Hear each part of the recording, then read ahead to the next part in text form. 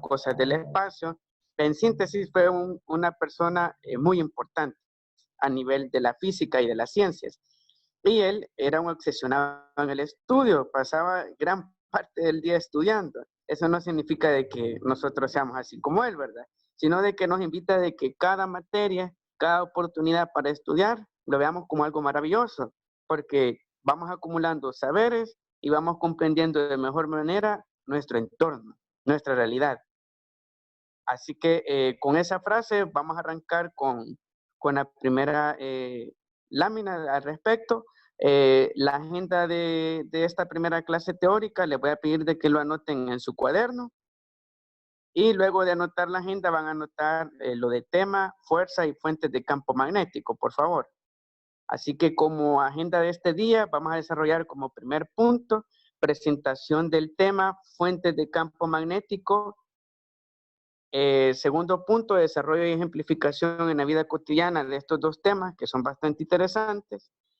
Tercer punto de agenda, dinámica, análisis de casos cotidianos. Y el cuarto punto, conclusiones y cierre. Así que anotemos la agenda en su cuaderno, luego anota tema, fuerza y fuentes de campo magnético. Ya que a sabiendas de que esta semana no van a entregar guía semanal, no habrá guías, me van a entregar, eso sí, un resumen de una página de la clase que vamos a ver. Les voy a compartir posterior en la presentación del tema en el grupo de WhatsApp, más los videos de la clase para que tengan esos insumos para hacer un mejor resumen. Y el resumen va a tener una fecha límite de entrega para el próximo viernes. Así que para que lo tomen en cuenta. Ya que yo con base a eso voy a determinar su asistencia, voy a decir, bueno, trabajó, lo voy a poner en asistencia para que saber de que está activo en la clase. Así que cuando haya terminado de apuntar la agenda con sus 4 puntos y el tema fuerza y fuentes de campo magnético, me confirma en el chat, por favor.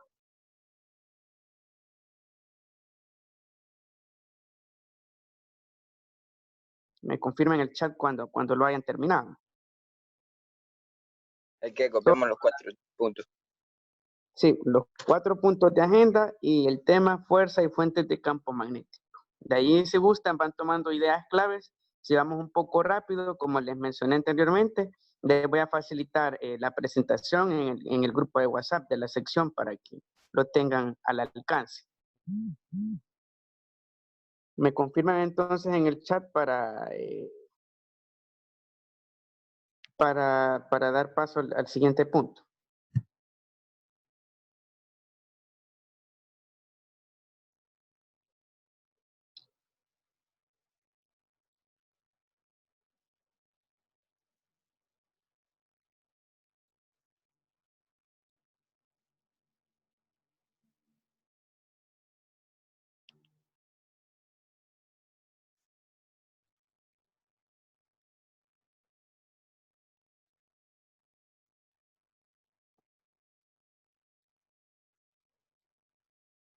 Hay que hacer los dibujos, profe.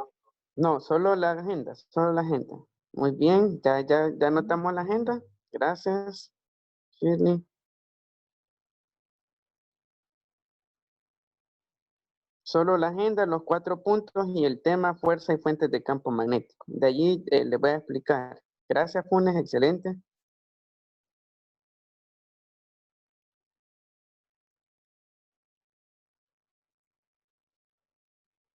Excelente, Mauricio. Excelente, Vanessa.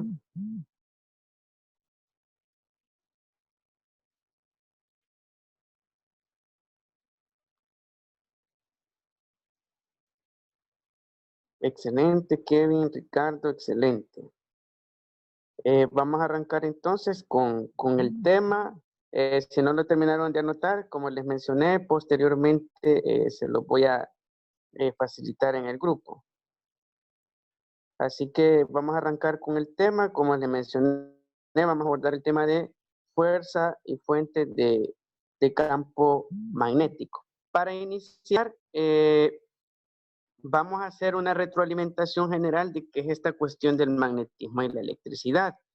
En general, en física, cuando estudiamos estas cuestiones de lo magnético, de lo eléctrico, aparecen como 2 fuerzas asociadas.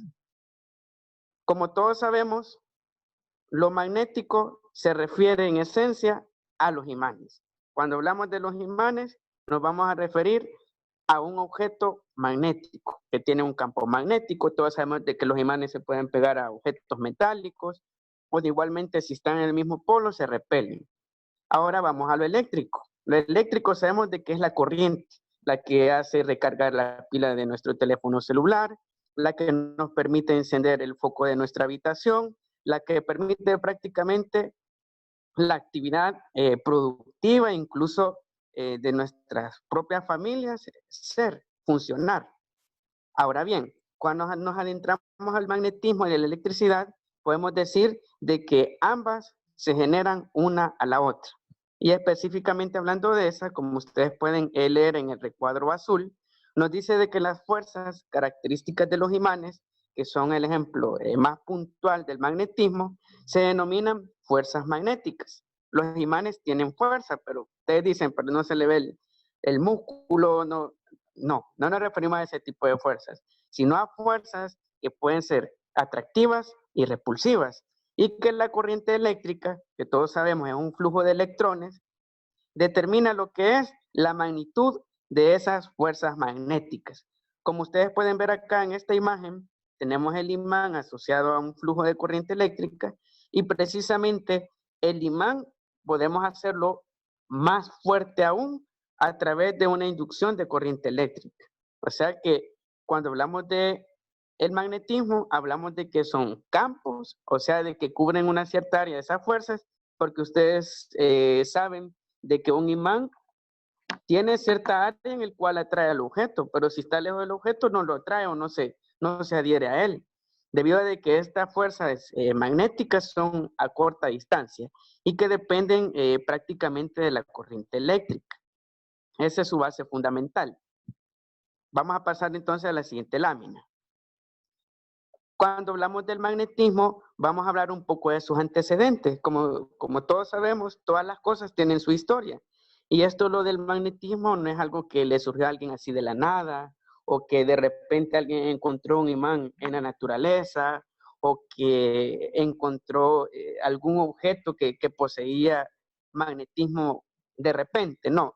Sino de que cuando nos vamos a la historia de la palabra magnetismo, viene de lo que es una ciudad griega, allá en Asia Menor, que se llamaba Magnesia. Y allí en Magnesia abundaba una piedra, como que usted encontrara de repente, va caminando por la calle, encuentra una piedra, la recoge y ve de que se adhiere a objetos metálicos. Pues allí en esa ciudad de Grecia pasó lo mismo. Una persona encontró esta piedra, vio de que se atraía con objetos que eran de hierro y que eran ferromagnéticos y que al contacto se podía adherir. Y esa piedra que ustedes ven ahí en su pantalla, abro ahorita el hilo para que participen. ¿Alguien sabe cómo se llama esa piedra? Pueden utilizar el chat o levantar la mano o habilitar el micrófono. Jefferson. Sería... La piedra filosofal, profesor. ¿Cómo se llama? Es magnetita. Gracias, muy bien, la magnetita. La magnetita es esa piedra que ahí, como ustedes pueden ver en la imagen, se ve un poco metálica la piedra, ¿verdad? Sin embargo, esta piedra es bastante parecida a la lava seca, ya en forma de que cuando ya la lava deja de ser en su corriente, en su flujo magmático. Y esta piedra, como ustedes pueden ver, atrae, similar a la obsidiana, puede atraer objetos metálicos, se adhieren automáticamente a esa piedra sin necesidad de que haya sido tocado por los seres humanos. Y en ese sentido, cuando hablamos del magnetismo, surgió a partir la idea de esta piedra, la magnetita, y luego empezaron las investigaciones. Primeramente, fue un griego, Tales de Mileto, que él fue el primero en hablar sobre el magnetismo, específicamente de la magnetita. Luego fue Hilbert, como ustedes pueden ver allí en la línea del tiempo, en 1544, él dio un aporte de que el magnetismo se sitúa en campos como que van a radiarse en cierta área. Luego Ampère añadió lo que es el concepto de intensidad eléctrica que él descubrió esa parte de la ley de Ohm, que ya vimos una idea del triángulo, pero aplicado a lo magnético, a la intensidad magnética. Luego Ornstein, que en la otra clase vamos a ver un simulador, que van a ver que es bastante interesante. Este hombre vino a completar la teoría sobre el magnetismo, ya que él vio de que había una relación estrecha, direccional, entre magnetismo y electricidad. ¿Cómo lo hizo? A través de una experiencia, que ya vamos a ver más adelante. Y en un experimento que él hizo, vio de que un flujo de corriente eléctrica produce un campo magnético alrededor sin necesidad de que sea un imán. Y acá en esta imagen, como ustedes pueden observar, está precisamente en parte las experiencias que Ornstein recabó. Tenemos lo que es la batería, que todos sabemos proporciona electrones o corriente eléctrica al conductor, que en este caso es hilo de cobre. Vemos ahí las flechas rojas, que es la dirección de la corriente eléctrica, y hasta que llega de regreso a la batería para cerrar el circuito. Pero esta parte o sección del alambre de cobre, como pueden ver, que está enrollado en círculos, en espirales. ¿Alguien sabe cómo se llaman esas vueltas de alambre de cobre? Punto para el examen, ya que es rebuscado la pregunta.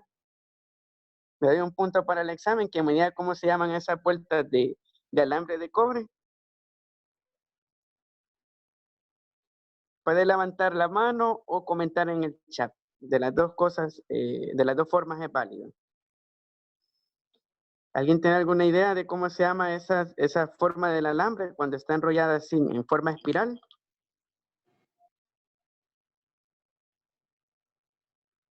Participaciones. Profe, ¿Sí? una bobina. Cerca.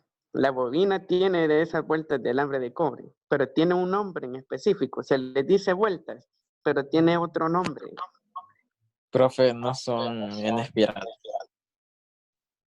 Está asociada al nombre que acaba de decir, cerca, que casi tiene ya la respuesta.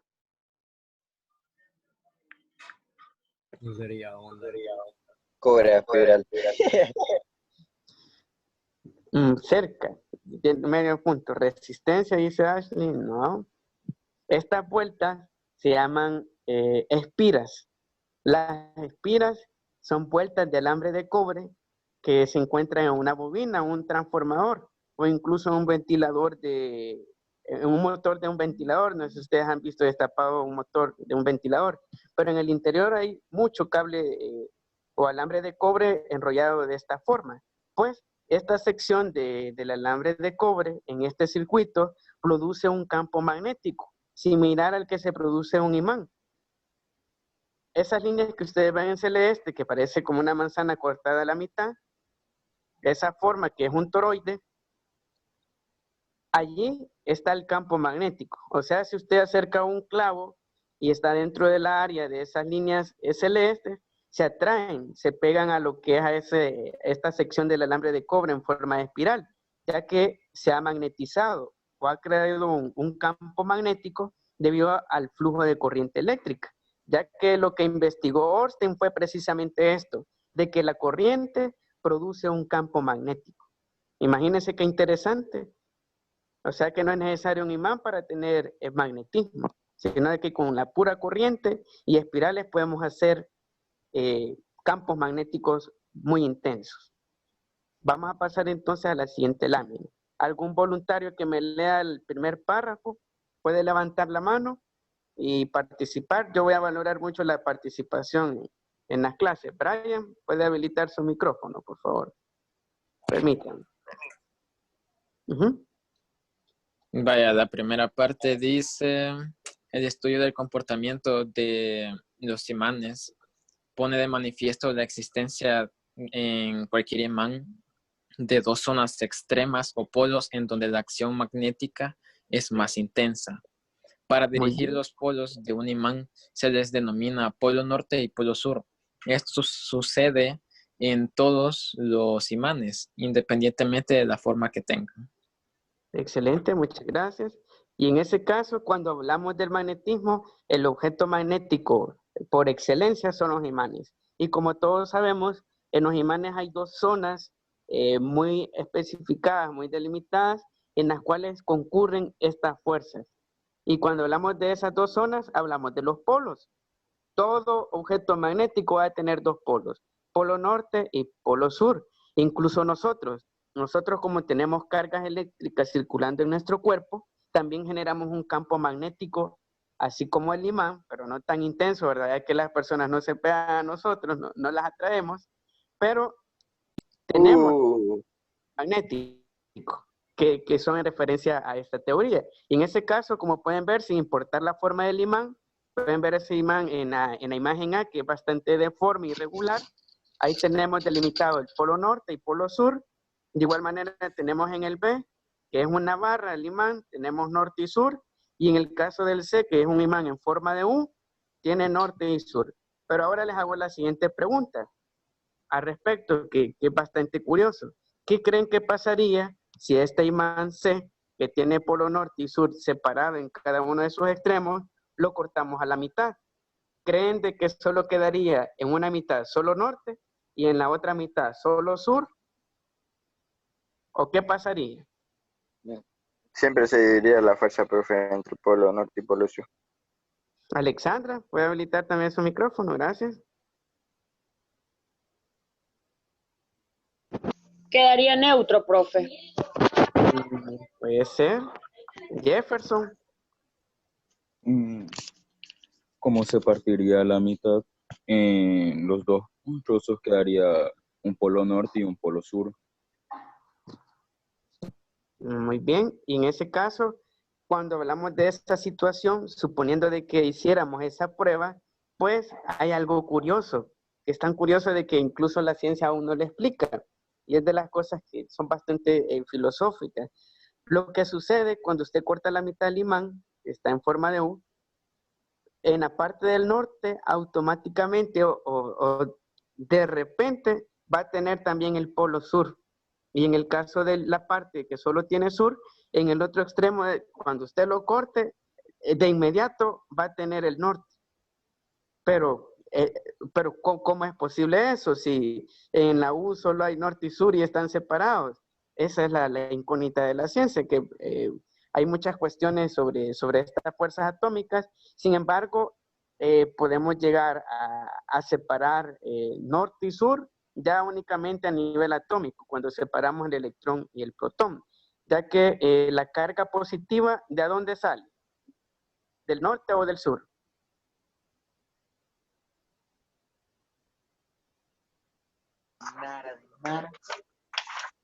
¿Qué opinan? ¿De dónde sale la carga positiva? ¿Del norte o del sur? Del norte, profe. Muy bien, del norte, y el sur, la negativa. Y cierran el circuito, el campo magnético, y cuando hablamos por excelencia del magnetismo, hablamos de estas fuerzas. Y como podemos ver, hay una configuración de polos para que ocurran las fuerzas, ya sea de atracción o repulsión. Urquía hace la pregunta y entonces la parte del medio, ¿qué hace? Se vuelve la parte del centro. Si usted corta, digamos, barra y barra de sur y norte en el imán en forma de U y le queda solo la parte del centro como un anexo, también tendría los dos polos, cada una de las secciones. Como les decía, hay una configuración de fuerzas magnéticas, y en el caso de los polos, si tenemos sur y sur, se repelen. Cuando tenemos signos iguales, habrá una fuerza de repulsión debido a las cargas, porque es negativo y negativo, y en el caso de los polos diferentes, se atraen, positivo y negativo. Y a partir de estas dos fuerzas se configuran muchas cosas de nuestro entorno. Todos los imanes, los transformadores, los circuitos, todas las cosas eléctricas que ustedes conocen, tienen un componente de fuerza magnética. Incluso los teléfonos celulares generan un campo magnético, ya que recorre a través de ellos corriente eléctrica. Así que no sé si hay alguna duda. ¿Estamos todo bien? ¿Todo claro hasta este punto? ¿Algún aporte que tengan al respecto? Pueden habilitar su micrófono o comentar en el chat de la sesión. ¿Alguna duda, pregunta? Profe, pero al principio usted nos dijo que cuando encontraron las piedras no fue por casualidad, pero cuando nos contó la historia, se encontraron las piedras por casualidad, así en la ciudad de Grecia, como usted nos dijo. Ujú. Fue por casualidad las piedras, pero luego la estudiaron los filósofos. Profe, ¿los Ok. polos tienen un límite así como están en la foto o cómo? ¿Cómo fue la pregunta? ¿Quién? Que si los polos tienen un límite, por ejemplo, usted les ha puesto que norte y sale designada una parte, pero no sale el completo, pues. O sea, ¿cómo Sí, sabe usted tienen, que tiene cabal esa parte que es norte y cabal la otra parte que es sur? una buena pregunta. En ese sentido, para delimitar el norte y el sur magnético, esas líneas son imaginarias, por decirlo así. Únicamente hace referencia a de dónde salen las líneas, de dónde sale el positivo y el negativo, pero no necesariamente significa que usted corta esa parte sombreada, por ejemplo, el norte es celeste, la corta ya cortó el norte magnético de ese imán, no, sino de que únicamente es para hacer referencia a dónde salen las líneas del norte y así también del sur, de dónde salen y se reciben las líneas del norte. Otra pregunta, aporte o comentario. Hasta esta parte, ¿estamos bien?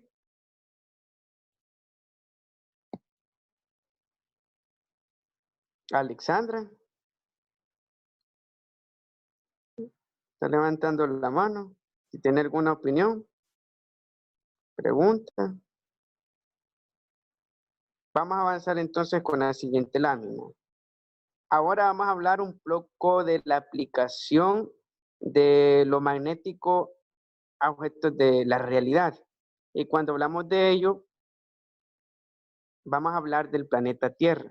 El planeta Tierra es bien interesante, pero actúa como un gran imán. Cabe aclarar de que lo magnético no es algo que único exista en nuestro planeta Tierra, sino que en el universo es bien usual encontrar campos magnéticos. Los soles, las estrellas tienen campos magnéticos. Las galaxias tienen su campo magnético.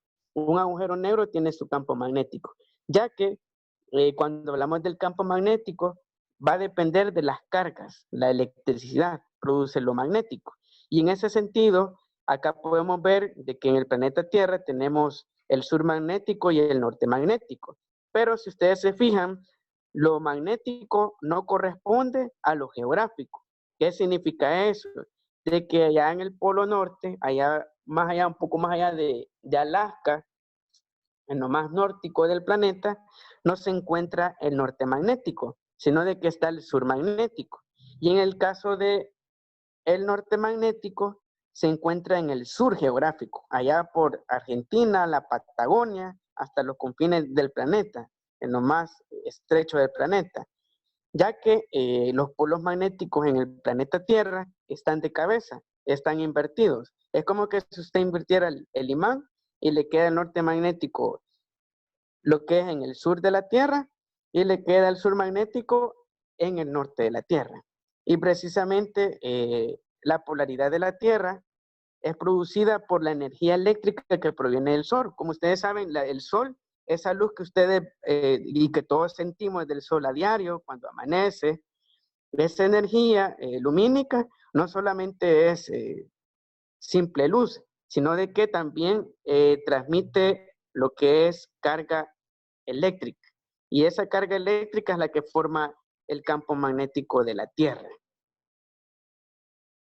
Acá es lo que les comentaba, lo de los imanes, cuando los cortamos en dos. ¿Qué pasa cuando los cortamos en dos? Vemos de que siempre se conservan lo que son los polos, y ese es un principio que hay sobre la conservación del magnetismo. Siempre van a conservar los dos polos. Pero les hago ahora la siguiente pregunta para abrir el hilo de la participación. ¿Creen ustedes de que podría haber una forma de separar totalmente el norte y el sur? Porque acá, como ustedes ven en esta prueba, cortaron la mitad. del imán. Luego cortaron de nuevo en dos y siguen los dos polos, positivo y negativo. ¿Creen ustedes que puede haber una forma de separar definitivamente el norte y el sur magnético?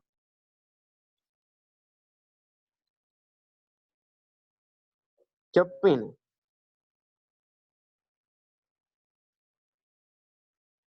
Pueden participar en el chat o habilitar el micrófono. Samuel dice que no.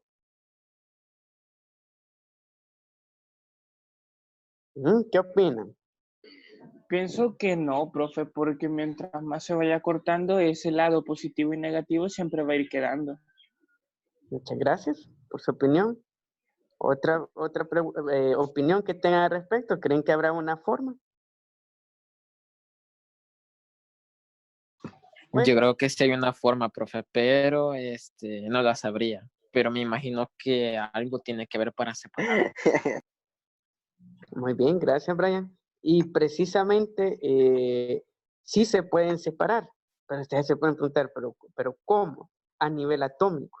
Hay que recordar de que esto, lo del magnético, tiene que ver con los dos polos, positivo y negativo. Pero si usted separa el electrón y lo hace un ion, y solo le queda en el núcleo el protón y el neutrón, solo va a tener norte, y el sur, que el electrón, lo va a tener separado. Por ende, ahí vemos de que lo magnético sí podemos aislar los polos, pero a nivel atómico. Pero a nuestro nivel de realidad, a nivel de los imanes, al nivel de los materiales en que nosotros estamos de tamaño, no puede ocurrir esa separación o aislar totalmente los polos. Acá tenemos otro tipo de piedra. No sé si ustedes saben cómo se llama esta piedra. ¿Tienen alguna idea? Donde, bueno, han hecho descubrimientos de mosquitos de la era de los dinosaurios. Una piedra que es magnética. ¿Alguien sabe cómo se llama esa piedra? Que tiene un color caramelizado, algo así. Como Piedra color de miel. jade. No.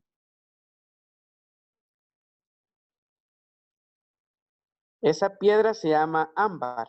El ámbar es resina de árbol, sin embargo, tiene propiedades magnéticas. Cuando usted lo frota a un material, produce que los electrones se adhieran a la piedra y genera ese efecto, como que si fuese un imán.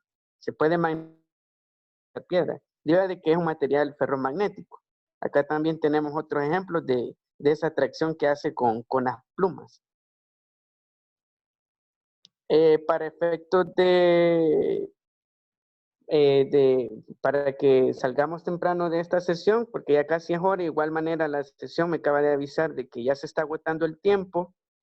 Nos vamos a quedar hasta esta presentación y en la otra clase vamos a completar algunas láminas que faltan, ya faltan pocas sobre el tema, y de igual manera la parte que es bastante interesante de los simuladores, que les va a llamar bastante la atención. Así que vamos a terminar con esta presentación. Esta es una forma de medir la fuerza magnética a través de un tensor de fuerza. Se mide el potencial de fuerza que tienen los imanes en polos que no son iguales. La fuerza magnética depende del radio al cuadrado, de la distancia. A mayor distancia hay menos flujo del flujo magnético y por ende no hay mucha intensidad del campo magnético. De igual manera, el espectro electromagnético define mucho lo que es lo magnético, la luz. La luz transmite electrones y esos electrones que se sitúan en las partículas que se llaman fotones, como ustedes pueden ver ahí las diferentes bandas de luz, determinan lo que es el espectro magnético y los campos magnéticos. Así que no sé si hay alguna duda, pregunta hasta este punto. ¿Dudas, preguntas, comentarios o aportes? ¿Qué relación tiene el magnetismo con la gravedad? Se dice de que la gravedad es un producto del magnetismo, ya que el magnetismo es fuerza de atracción, y es posible de que esta fuerza que sentimos de atracción hacia el suelo, que nos empuja hacia el suelo, tiene que ver con el campo magnético. Bueno, se dice que hasta los terremotos tienen que ver con lo magnético. Cuando la Tierra está muy alterado, el campo magnético genera presión en las placas y eso produce terremotos o sismos. ¿Alguna otra pregunta, comentario o aporte? Confírmeme por enterado en el chat, por favor. Que hemos comprendido todo y tenemos todo claro.